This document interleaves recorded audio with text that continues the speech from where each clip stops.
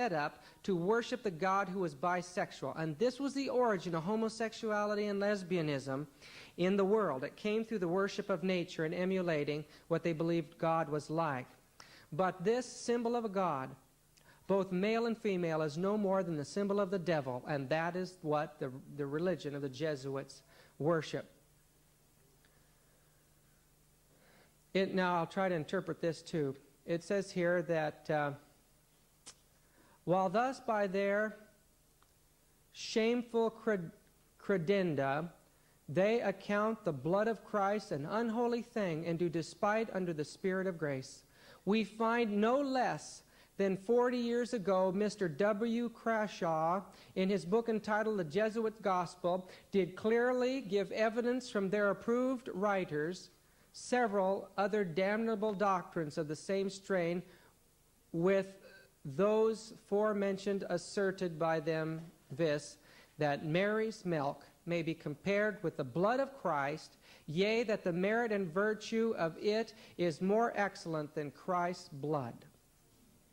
It's hard to believe that these educated men had these strange, bizarre, occult beliefs. But then when you look at this from their own writings, it says they affirm that the diligence of an expert conjurer in diabolical arts, that theurgy, that's the darkest form of art in witchcraft, using demonic powers, may well be thought worthy a reward, and that a fortune teller is not obliged to restitution if he has consulted the devil, nor to confession, though he hath expressly invocated the devil, and that it is lawful to consult a conjurer.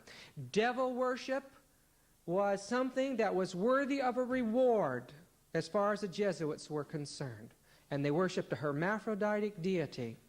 And these were the secret doctrines that Ignatius Loyola believed and are taught to the secret initiates into Jesuitism. Many of the Jesuits became the leading occultists in the world, astrologers in the courts of nobles and kings, magicians. In fact, I don't know if you've heard of this man by the name of mesmerism. Mesmer got his beliefs of hypnotism from studying the work of one of these Jesuit magicians. The Soul Hustlers by Rennie Nordbergen, which can be bought in the Book of Bible Houses in the States, has an interview with Jean Dixon. And it says, she says, as a child I was taught Chaldean astrology by a wise and wonderful man, a Jesuit priest, Father Henry. I don't see how anyone can say that astrology is wrong. After all, he was a man of God. No, he wasn't, Jean. He was a worshiper of the devil. And you made a big mistake. Jean Dixon, a devout Roman Catholic, is one of the most prominent occultists in the United States. She even does the horoscopes and counsels presidents and very prominent individuals. In the book Goury's Doctrine of the Jesuits, this book was written by a French parliamentarian when he was trying to convince Parliament to give up allowing the Jesuits to be involved in education in their country. And so he studied out the kind of teachings that Jesuits received for the confessional, and he discovered some very interesting things.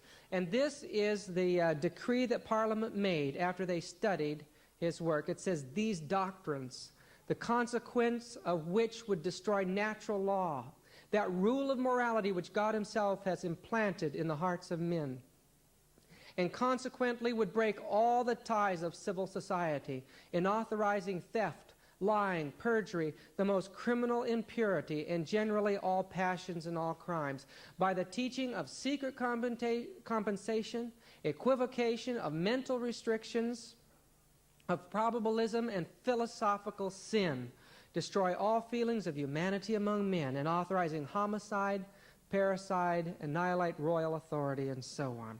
Through the confessional, they were able to excuse any sin that a man wanted to do. And even today, we see the dangerous results of Roman Catholic philosophy in dealing with sin.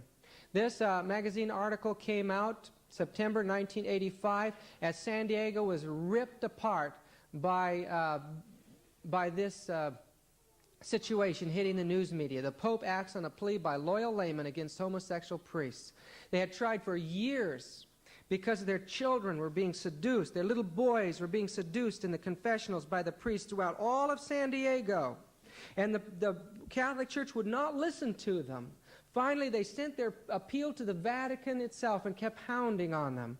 But the Vatican went down, and what could they do? The priests themselves controlled what priests came into their district, and they ensured that all of them would be homosexual. So you have a whole segment, and I'm talking about a huge area where all of the priests are homosexual and seducing little children in the confessional. And it's almost impossible to move it. Even the Vatican can't stop it. The facts are that if we were able to unveil the corruption that goes on in the confessional, we'll see one of the most immoral situation that's ever come before mortal man. But because of the confessional and the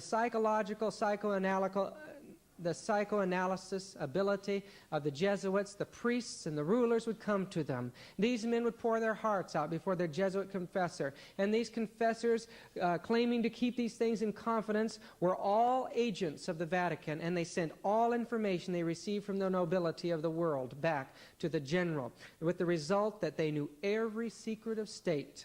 And they could give counsel then in the confessional to direct the whole movement of society.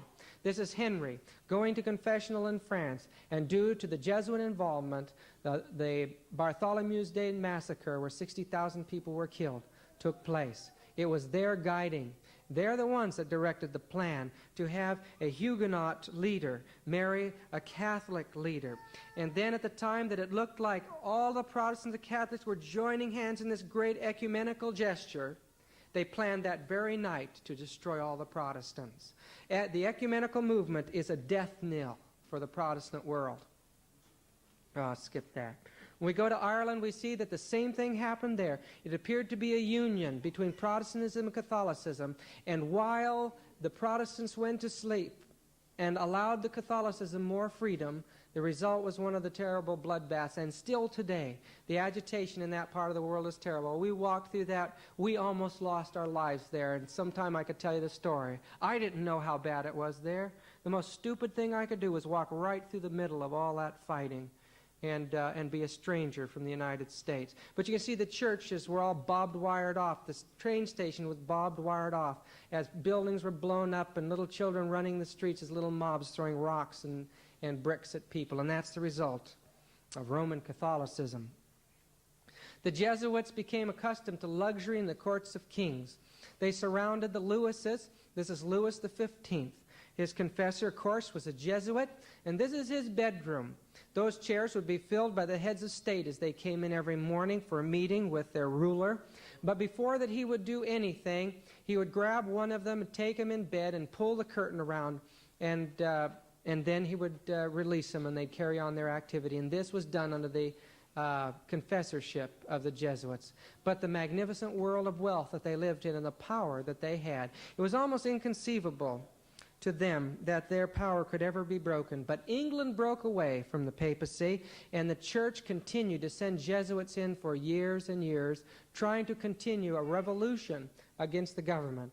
These Jesuits were hunted mercilessly, but they really caught very few of them. One Jesuit I was reading about had 12 aliases and spoke six languages with accents in each language, so everyone thought that he was a foreigner. One captain came in, and he was being checked out by the police, and he said, I know of 2 Jesuits that are coming into the country. Oh, yeah, well, tell me all about them. Oh, yeah. And he described the Jesuit to a T, and he said he'd be like this, and he had just headed into the country, and there would... And the police were listening and writing everything down. And he says, oh, by the way, he said, I've helped you out. Now, will you help me out? I have a friend that's coming in on the next ship, and I'd like for you to just pass him and let him come on in. Oh, sure, we'll do that. That's fine. And then later they found that this man and the other man were the 2 Jesuits that were coming into the country. They couldn't stop them hardly. They had some people that were trying, they had gotten hold of Catholics that would turn these men in, and finally they surrounded this castle that was supposed to be the headquarters of the Jesuits plotting in England.